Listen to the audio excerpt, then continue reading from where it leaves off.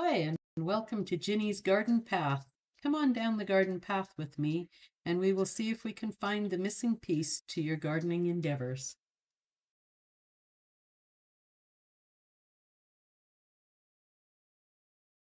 If you have questions or during the live stream, if you can put them in the comments, all in caps, then I'll be sure to see them, and we will address those at the end. So today we're going to talk about how to plan a garden. That pretty much consists of deciding what to plant and where to plant. And it all starts with a dream. So some suggestions I have for that is to plant. We're going to start off talking about what to plant. And so I suggest you plant what you love to eat, and then you can expand from there. One way to expand is to check out your local farmer's market. A lot of times they have vegetables and fruits that have been grown locally and picked when they're ripe. A lot of times they taste better, and you might find some new favorites. I suggest to make your plan to match your ambition and your need. You can always start small and expand from there. Another thing to do is to keep a wish list and keep the list, because over time, while you may not be able to grow it all right away, over time you might be surprised how much of that wish list you're able to grow. We want to talk about seeds, and one of my favorite activities in the on a cold winter's day is to curl up on the couch with a stack of seed catalogs. So I have a bunch here of ones that I have used that I enjoy. So there's kind of some different kinds. If you look at like Jung seed, burpee seeds and such, gurneys, those are really they offer basic selections of very common varieties, and they have good customer service. So they've been kind of some good go-tos. A couple of other ones that I have there represent regional suppliers. So like Mountain Valley Seed or True Leaf is one that supplies for the Mountain West here. And they have varieties that definitely do well in our area. West Coast Seeds is a great company from British Columbia, Canada. And I've even planted some of those down here in the desert, and they have done well. Some other ones, Baker's Creek, they have unusual varieties, and they have a really beautiful catalog that's very fun and inspiring to enjoy. Johnny Seed is a great company, and their catalog is full of some great information. They list what diseases each variety is resistant to. They have pointers and tips on fertilizing and growing, harvesting, and they ship both to the US and Canada. So those are just some of the ones that I really enjoy. These are the websites for those catalogs, and they will send you catalogs. You can order from those websites. So it's a good good resources, and those addresses are also in the description of this video.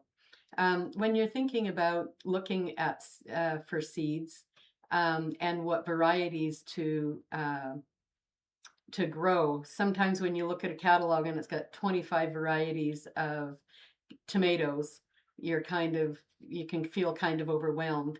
One thing that's really good to do is to contact your local extension service or agricultural university, and they should have a list of recommended varieties for your area.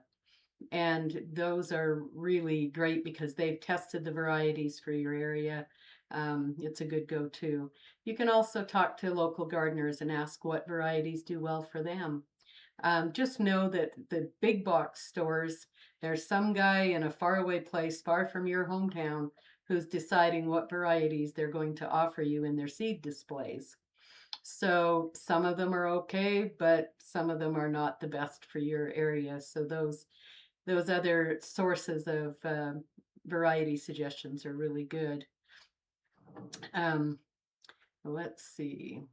Another place that you can get seeds is a lot of libraries actually have a seed library. And it's a place where people can bring seeds and share them with other, whoever comes in. They're free. You can get seeds off of places like Etsy. But just know that when you are getting seeds from individual people, you have no guarantee that you're getting the variety that they say it is or that they think it is. But they can also be some fun new things to grow, or sometimes when you can't find a variety in the seed catalogs, those are the places you have to go to get them. Understand that for any one variety of vegetable or fruit, a lot of companies will buy those seeds in bulk and then they repackage them under their own label. And so when you're trying to compare one company's offering compared to another, just know that most of those companies vary mostly by their price and how much you get for that, as far as seeds you get for that price, and their customer service. And some of the companies will offer, say that they're, special in some way, and only you can decide if what they're offering is of value to you. When you're thinking about where to grow, a successful garden needs three things: sun, water, and soil. So for sun, you usually need about 6 to 8 hours of continuous sunlight. If you're in a hot area like we are, morning sun and afternoon shade can really help your plants. If you're in an area where you're trying to get all the sunshine you can, then the afternoon shade is not necessary. For water, we're going to do an upcoming video on that. There's many different ways to water a garden. For now, just be sure that where you're planning to garden is you have the ability to get water to that garden area. If you live in an area that is wet, then you might want to consider whether you need some area that has good drainage so that your plant roots aren't suffocating from too much water. As far as soil goes, you need to decide whether you're going to grow in ground in the native soil that's there, whether you're going to do raised beds, or whether you're going to do containers. So when you look at those three options, there's some pros and cons for each one of them. As far as growing in ground, the pros of that is that the roots stay nice and cool. It holds the water the best. You can till it easily. It's the least expensive as far as setting up. And there's more options around your yard of where you can grow. For example, you can put herbs or peppers in your flower beds. The downside of growing in ground is, of course, if you have contaminated soil with heavy metals or other contaminants, then you wouldn't want to garden there. If you can't bend down or get down to the soil level to garden, then that might not be the best thing.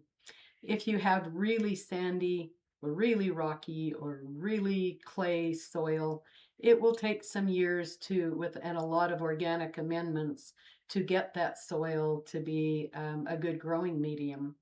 And so you just have to know that those are the challenges that you might face with in-ground. For raised beds, the the plus side of those is that you're going to bring in some already amended soil, so you can start growing right off. And if you're in a wet area, the raised beds will drain easier. If you're in a short growing season, the soil will warm up faster. The other advantage is that you can sit on the edge of the frame, and it raises your growing surface up closer if you want to not have to bend down so far. Um, for container, oh, and the downside of raised beds is that they do cost more because you have to build the frame, and you may most likely will pay for bringing in already amended soil. It also can, in hot areas, have a little bit more water needs. Containers, the upside of containers are that they take less soil, amended soil, to bring in. They are portable, so if you rent, you can take them with you, or you can move them around. They also can be put on a patio or a deck, so that if you have mobility issues, then it just makes it a little bit easier. And the downside of them is that the roots of the plants in them can be more affected by heat and cold, and they will require more water. You can use a mixture of these different places to grow. I've got fruit trees and berry bushes growing in ground. I've got vegetables in raised beds, and I have lots of herb pots. So there's a lot of opportunity. The other thing you need to think about is as far as where to plant, is your access. The closer your garden is to your home, the more time and you'll spend in it, and it'll be more noticeable as far as what's going on in your garden. Let's see. We talked about the access. If you need, if you have mobility issues, you can have it on a deck. So then the last thing that you need to do is to actually draw out your plan. And I suggest that you put it on some graph paper, have at least 2 to 4 squares per 1 foot in the garden. That'll give you room to write things in there as to what you're growing. Mark north, south, east, and west, and put in trees and fences that might offer shade or cause shade in your garden.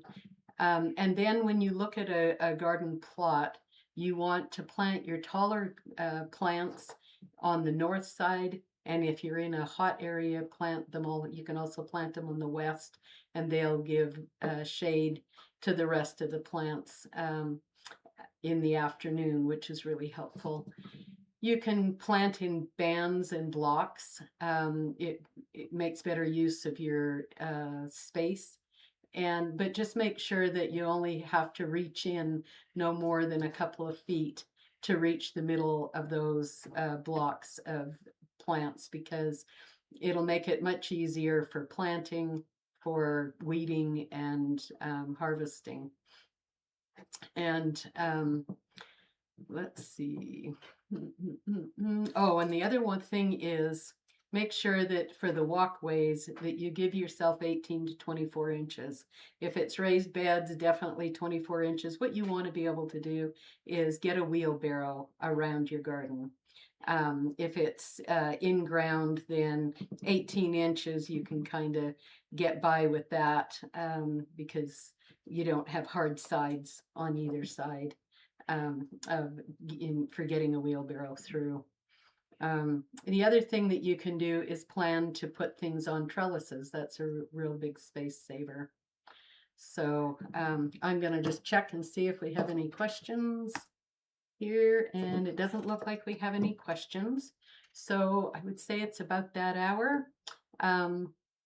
If you found this helpful, you can click like, and if you'd like to be notified of upcoming videos, then you can hit the subscribe and set the little bell thing. And if you have any topics you'd like us to address or any inspiring gardening quotes, I would love to hear them. You can put them in my email, which is in the description, and you might see them in an upcoming video. So thanks for watching, and until next time, the more you know, the more you'll grow.